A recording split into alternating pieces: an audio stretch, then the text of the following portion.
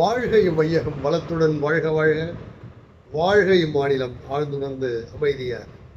அன்பர்களே, அக்டோபர் 25 இன்றைக்கு தத்துவஞானி வேதாத்ரி மாமணி அவர்கள் தன்னுடைய வாழ்க்கை மடலில் மனமும் பிரம்மமே என்று விளக்குகிறார். வாருங்கள் கேட்போம். ஒரு அகத்தியர் பாடல் நீங்கள் கேள்விப்பட்டிருப்பீர்கள் தானே?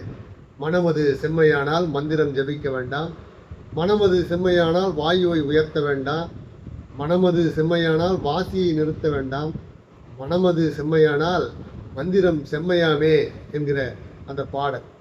அதோடு கூட நம்முடைய திருவள்ளுவர் கூறுகிற அந்த குறளையும் நீங்கள் நினைவில் கொள்ள வேண்டும். மனத்துக்கண் மாசிலன் ஆதல் அனைத்துக்கண் ஆகுல நீரபிற என்கிற அந்த குறளிலும் வலியுறுத்துவது என்னவென்றால், மனத்தை செம்மையாக வைத்துக் கொண்டால், மனத்தை சீர்படுத்தி கொண்டாலே இறை வழிபாடு என்பதால்.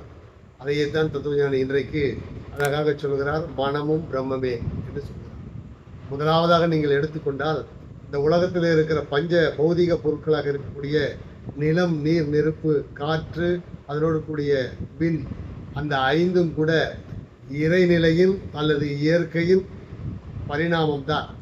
இறைநிலை தன்னிருக்க சுதந்திரத்தும் ஆற்றலினால் திணிவு பெற்று பிறந்த அந்த இறை துகளின் கூட்டு விண்ணாகி இருக்கிறது.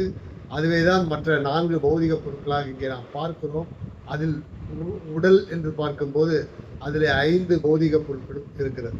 அந்த உடலிலே உயிர் என்று இருக்கிறது.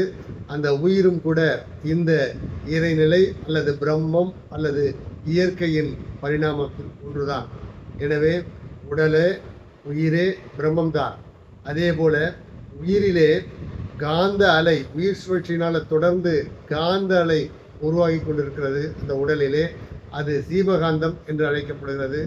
வான அளவிலே விண்வெளியிலே நடக்கிற அந்த காந்த பெருக்கத்திற்கு யூனிவர்சல் மேக்னட்டிசம் அல்லது வான்காந்தம் என்று பெயரிட்டு அழைக்கிறோம். இந்த வகையிலே உடலிலே ஏற்படுகிற அந்த காந்தம் தான் தன்மாற்றமாக அழுத்தம், ஒளி, சுவை, மனமாக மாற்றம் பெற்று கொண்டிருக்கிறது என்பது தெரிந்ததுதான்.